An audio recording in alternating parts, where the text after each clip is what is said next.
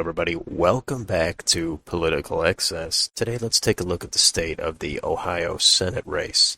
Does Tim Ryan have a chance? Is J.D. Vance going to blow it? Let's dive in and see where we're at. First, a quick background on this race. Tim Ryan, U.S. Rep. He won his primary very easily a few months ago. J.D. Vance, he's an author. He's an outsider. He won his primary by a little over 8 points.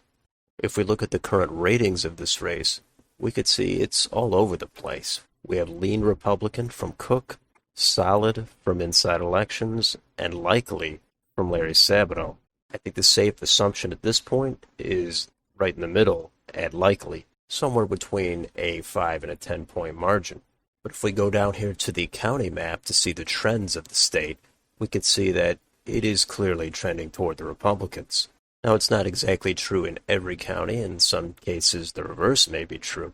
Bigger counties that have bigger cities, such as Hamilton with Cincinnati, Franklin with Columbus, or Cuyahoga with Cleveland.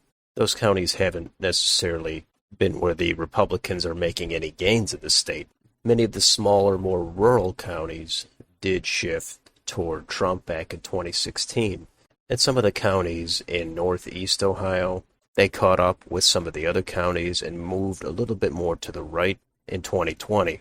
And there's even two counties here, Mahoning County and Lorain County, that flipped for the GOP last time. But in many of these sparsely populated counties, Trump was clearing 70, even 80% of the vote in some of them, which is phenomenal. And there's just not enough blue vote in these medium and large cities to overcome all those deep red counties. But there has been news out, such as this story here from Axios, about how Tim Ryan, he's changed the playbook, and he's trying to cozy up and court Republicans. And this goes on to talk about how Ryan has outraised J.D. Vance, and the Ryan campaign is obviously feeling some momentum at this point in the campaign season. But given those counties that we just looked at, it's going to be hard to overcome all that red. But this article definitely gets one thing correct. That is, J.D. Vance has yet to release any ads. If we go onto his YouTube Senate channel, we could see he has nothing. Just a couple of interview clips, and the rest is from back in the primaries.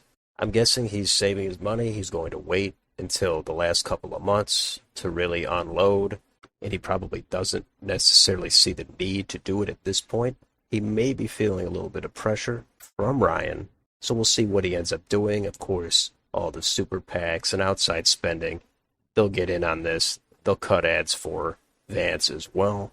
But then if we take a look at Tim Ryan's channel, we could see he has several ads on here over the last month, a few more before that. So he's got ads out there. He's trying to shape his image. I think he has his work cut out for him. He knows it's an uphill battle. If we switch over to Wikipedia to take a look at the endorsements, we could see Vance and Ryan, they both have endorsements. These are going to be really filling in over the next few months. Of course, Vance has the Donald Trump endorsement, in case that has a lot of weight in Ohio, which it might. Tim Ryan has the Hillary Clinton endorsement, which that's probably more of a detriment. So what about the polling? That's what it comes down to. And in the aggregate, we could see at 538, Tim Ryan has a 1.8% lead with about 44.5%.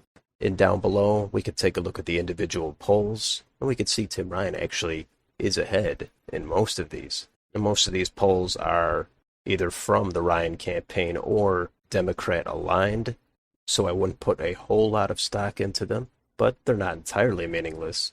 There's a lot of undecideds. Nobody has hit 50%. But if you are J.D. Vance, I would think at this point you wouldn't want to get complacent. You want to start putting some ads out there, and you'd want to make Tim Ryan feel like he does not have any momentum. I'm not saying Vance is not campaigning. I'm saying this is a seat that is supposed to be a likely hold for the Republicans, so you would not want to leave the door open a crack for somebody like Tim Ryan to step in.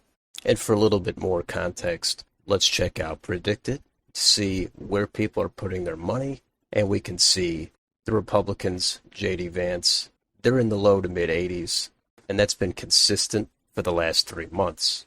So I would have to agree with this. I do not think Tim Ryan is going to win this. Would it be completely out of the question? No, it wouldn't be. But is it mostly out of the question? Absolutely. There's no way J.D. Vance should lose this race, given the trends, given the national environment, given the issues Ohio voters are more likely to care about. I would still rate this race as a likely for the Republicans.